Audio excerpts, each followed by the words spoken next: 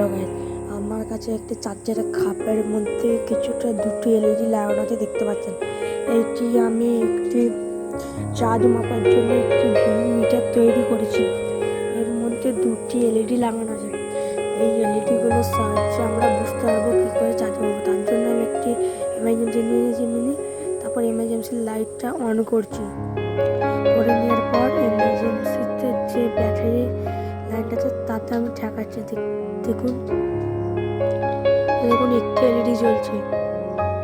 যখন দুটি এলইডি জ্বলবে তখন আমরা ভাববো যে ওই ব্যাটারিতে ফুল চার্জ আছে। এখন এতে ফুল চার্জ নাই, তাই জন্য একটি এলইডি জ্বলছে। আপনারা যদি এইটিকে তৈরি করতে চান তাহলে এই চ্যালেঞ্জটাকে লাইক আর সাবস্ক্রাইব করে নিন, যাতে এই ভিডিওটা